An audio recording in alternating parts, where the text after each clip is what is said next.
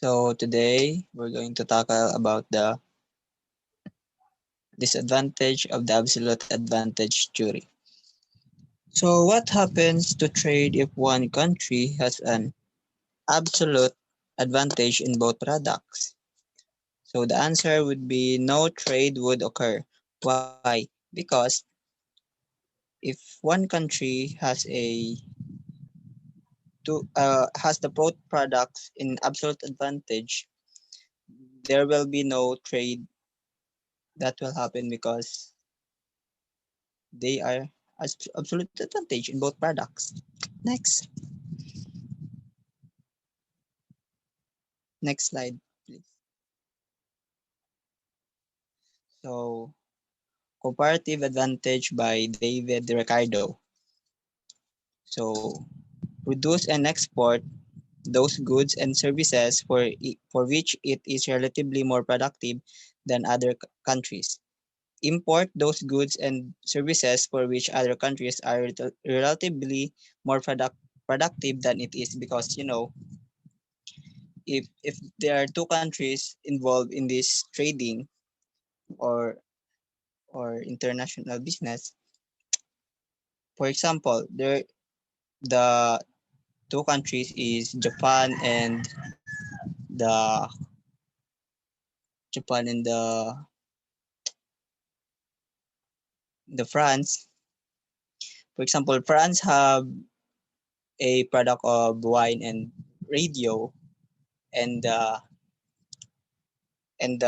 Japan also have the product of radio and wine. So if if the France specialize in wine, but they are lacking in doing some radios, and in Japan they are specialized in doing radios and lacking in making wine, so they can both trade, and it is it is a mutual, they have a mutual benefit that will gain from each other. So absolute versus relative productivity differences. So absolute advantage. So the only difference of these two is that the comparative incorporates the concept of the opportunity cost. And also the the absolute advantage is the capability to produce more of a given product using less of a given resources. And the comparative is the capability to produce the specific good at a lower cost or and opportunity cost. So next is the comparative advantage incorporates concepts of opportunity cost. Yeah, that's the that's the that's that's the basis of the, what do you call this? The stomach. Yes. Next, Jen. So here the theory of comparative advantage example. So if we're talking about a comparative advantage, if it is the lower, it is where the it is which is the lower of opportunity cost. So here is we got output per hour of labor from France and Japan of the products wine and clock radios. So the France can make a 4 wines and 6 clock radios in in in an hour, and Japan can make 1 wine and 5 clock radios. So if we're talking about, first we'll see about which is absolute. So it is clear here that the France is enjoying the absolute absolute advantage because they can create more products. And if we talk about the comparative advantage is first we need to solve the opportunity cost of each of both products. For example, in France, what is the opportunity cost of a wine? So wine in the clock radio. So the opportunity cost of the wine is first is you're gonna solve it like for I how many clock radios you can make and how many wines can you make. So you can make 6 wines and for divide it to your wine. So you will get the opportunity cost of 1.5. So in clock ratios, just reverse it. So the output of your wine divide the output of your clock radios. So you will get 0.66. So whichever is has the lower opportunity cost is enjoying it.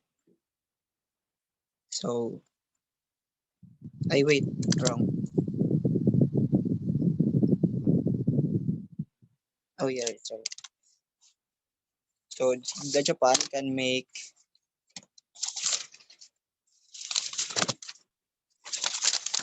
so in Japan the opportunity cost is the wine is 5 and the clock radios is zero point 0.2. So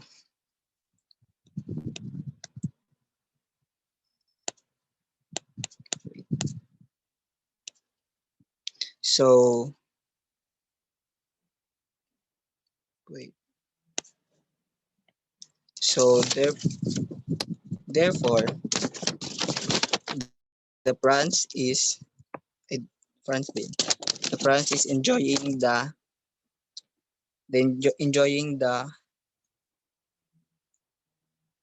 opportunity what you call this? They have the opportunity cost, the lower opportunity cost, so they are comparative. So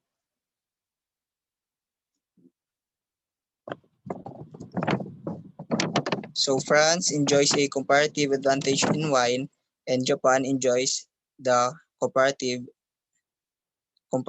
advantage in clock radios because of the lower it is where the lower of opportunity cost. Relative factors endowments, the Hitchhiker-Owen theory, what determines the product for which a country will have a comparative advantage. So, magiging comparative advantage ng isang country pag it is able to produce goods by using fewer resources at a lower opportunity cost. That gives countries a comparative advantage. Increasing the production of goods means that less of another can be produced. Next is yung factor endowments vary among countries. So, dito naman is countries with large or diverse factors endowments are typically more wealthy and able to produce more goods than countries with small factors endowments. So, factor endowments are the land, labor, capital, and resources that a country has access to which will give it an economic comparative advantage over other country. So, yung sa factor endowments ay yung mga kung ano yung abundance ng isang country.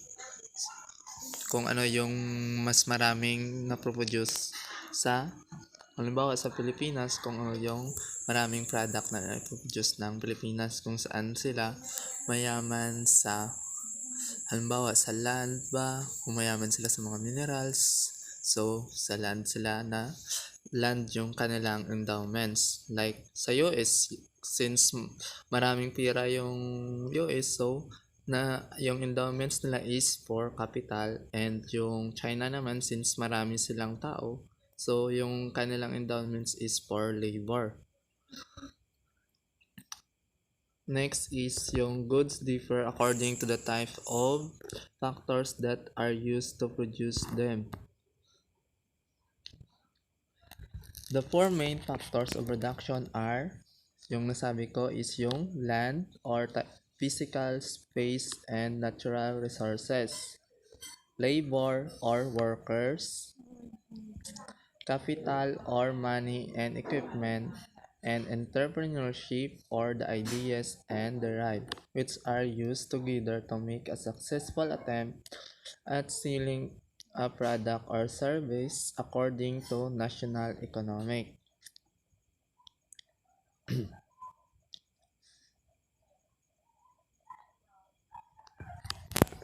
Next is the HO theory, or a country will have a comparative advantage in producing products that intensively use resources, factors of production it has in abundance. So, yung ano kanina is abundance. Ang China is for labor kasi maraming population siguro yung China. Kaya sa labor yung kanilang abundance. Then, yung UST naman sa capital and Zimbabwe. So, since yung Zimbabwe hindi ata sikat. Yung Zimbabwe pala is sa land sila nabilong yung kanilang abundance, like minerals. Next is the neoclassical theory. First is yung country similarity theory. The idea that countries with similar qualities are most likely to trade with each other. The country similarity theory is based on the idea that economic actors with similar qualities are going to want many of the same things. Next is yung product life cycle theory. There are four stages in product life cycle theory. First is yung introduction, second, growth, next or the third one is maturity, and the last one is decline. The concept of production life cycle helps informs business decision making from pricing and promotion to expansion or cost cutting. Newer, more successful products push or the older ones out of the market. Next is yung global strategic ri- rivalry theory. Rivalry theory. Uh, their theory focus on MNS and their efforts to gain a competitive advantage against other global firms in their industry. Firms will encounter global competition in their industries, and in order to prosper, they must develop competitive advantages.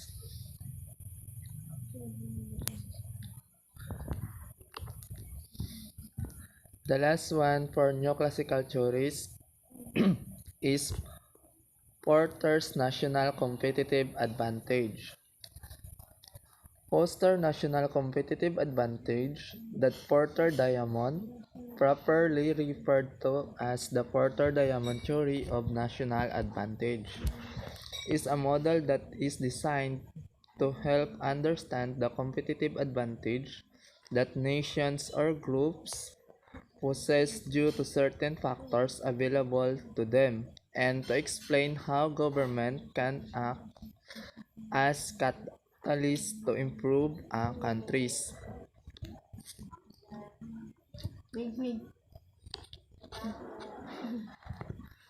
Competitive advantage for Porter National is yung competitive advantage theory ni Porters is yung competitive advantage para sa kanya is the leverage a business has over its competitors.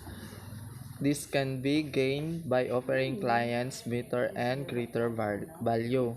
Michael Porters defined the two ways in which an organization can achieve competitive advantage over its rivals, cost advantage, and differentiation advantage. So, yung cost advantage dito sa kay My, Michael Porter. So para sa kanya yung cost advantage is yung a company has a cost advantage when it can produce a product or provide a service at a lower cost than its competitor. So nagkakaroon ng cost advantage daw kapag yung service or product is nakaka-provide siya ng lower cost than its competitors. So, kumbaga, mas mura yung kanyang services or yung products niya kaysa sa ibang company. Companies with this advantage produce in higher qualities and benefits from one or more of the following elements: access to low cost raw materials, efficient processes, and technologies.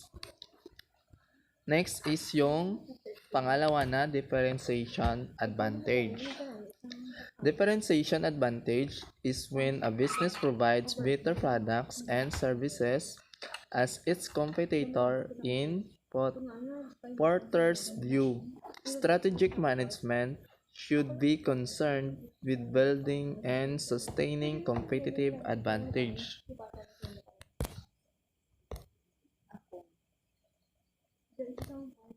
Okay, let's continue the reporting. Uh, the next report is all about the country or demand similarity theory. It was propounded by Mr. Staffan Burenstam Linder in 1961. So according to Linder, this theory is particularly for trading the type of product. So it explains the phenomenon of intra-industry trade. So Linder tried to explain the concept of intra-industry trade, which means export or and import of similar but differentiated products between countries. So that means the two countries now is exchanging their products with similar needs and demand, but of course differentiated in a lot of aspects. Like for example, the different type of technology daw nga gigamit or materials used to produce that specific product, or of course the prices. They're not the same in terms of prices. So, and we have here the examples. Uh, Trade between two countries of goods produced by the same industry. We have Japan exports Toyotas to Germany. Germany exports BMWs to Japan. So these both countries are traded their own product to other countries and exchange to another products which is demandable pod sa ilahanga countries. So that explains the second bullet. The second bullet is trade results from similarities of preferences among consumers in countries that are at the same stage of economic development. So of course, having the similar need and preferences would result in more and more trade opportunities among countries. So it would also result economic development for both countries. So we have also the third bullet. It includes the Linder hypothesis, which is, according to him, this hypothesis is an economic hypothesis that posits countries with similar per capita income or income per person will consume similar quality product, and that this should lead to them trading with each other. Of course, no, if consumers have similar qualities would result or should result um, would result similar needs, preferences, and of course the income level of their country. The next one, and that explains also the last bullet. So that most trade and manufactured goods should be between countries with similar per capita income. So countries with similar income levels produced and consume similar quality goods and services. Next bullet, Jens. Next slide, I mean.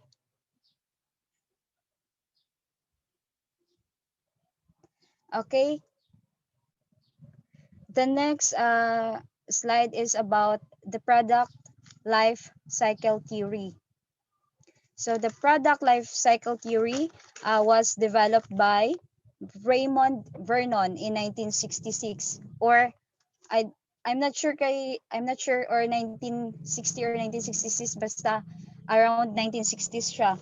So of course it describes the evolution of marketing strategies, or the process of product from when it is first introduce sa into the market and up until nga nag-decline siya or gi-remove from the market. So it goes through various stages. So we have three stages: new product, maturity, and standardized. So of course, the first, we have here the illustration, Jens. Slide, next slide. We have here the illustration, stage one, new product. As you can see, this is the production, or this stage is where the product being introduced or released into the market. So ang company na to is ang company is ga focus in raising product awareness, of course, and increase its market share. Tapos gina-consider po ni siya ning stage one, or the new product, or the introduction of the new product, as the most expensive daw. Kay of course we have new product, then we should develop our new product, and that really requires a lot of resources nga gamiton or materials, and of course money nato nga mapagawas. So ning the level of marketing and promotion are at high. Of course we should also promote our product to sell our product into the market. So the next one is the stage two, the maturing product, or here the product reaches maturity. So kailangan atong company is kailangan ga-focus sila on maintaining, sorry sa motor, maintaining shit, maintain, maintaining market share. So also this stage is we have product differentiation and prices. So of course as in a business world may jud we have a lot of competitors, so we expect nga may bago pud sila nga mga pakulo. So as kita nga company, we need to invest new innovative technology, and we must be updated sa mga latest technology nga ma-release. So so so in improving that our product, so we have new alternative nga are being introduced na naman sa market nato, kay nag-add ta sang new features sa product nga atong gihimo. So the last stage is the standardize. So dire ang production gets shifted from abundant country to labor abundant um, countries, labor countries. So diri daw mas uh, mas mas ga-focus sila instead, or rather nga mag-add sila or mag-continue sila to add a new feature sa products. Mas uh, the company must choose na nga i-move ang product into the other cheaper countries daw. Kay if of course if i-move nila ang product ay ang product nila into cheaper countries or less developed economy, so mas mag-grab nila ang attention sang tao dito. So may possibilities nga mas mag-raise na pod ilaha nga income. So yun lang yung standardized product. That's it, Gen Z.